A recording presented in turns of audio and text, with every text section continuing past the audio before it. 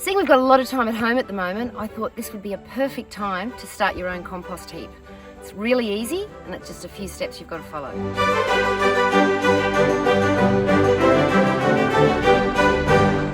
When we're composting, we talk about two types of waste. We talk about green waste and we talk about brown waste. Green waste is full of the nitrogen, and it includes any of your fruit and vegetable scraps that you may have in the refrigerator or leftovers when you're preparing a meal.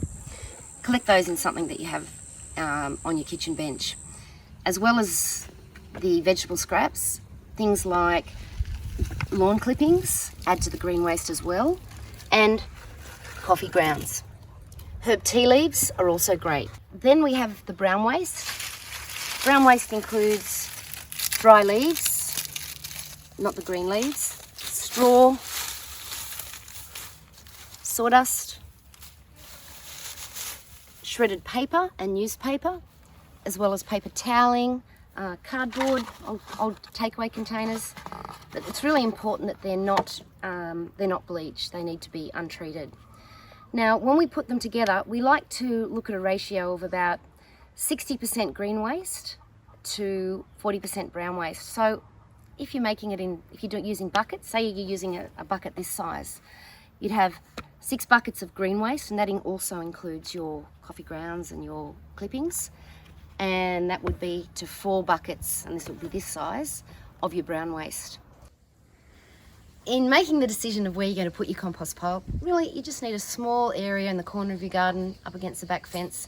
It's really important that it goes directly on the ground. That way the worms can come in from the ground and access your compost heap, and that'll add to the speed in which it breaks down. The best way to be thinking about how to actually organise it is to think about the way you'd make lasagna in different layers. And that's exactly what we do here. We begin with the brown layer, then we add a green layer, we add a brown layer, we add a green layer. Got to add water in amongst that.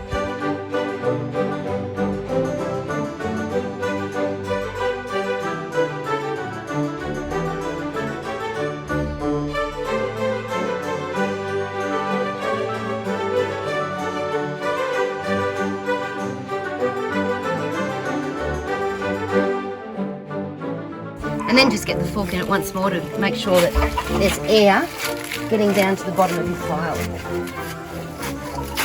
This can be left open, but to increase the action and the breakdown of the material by the microbes, if you cover it in a tarp, it'll make it really warm in there.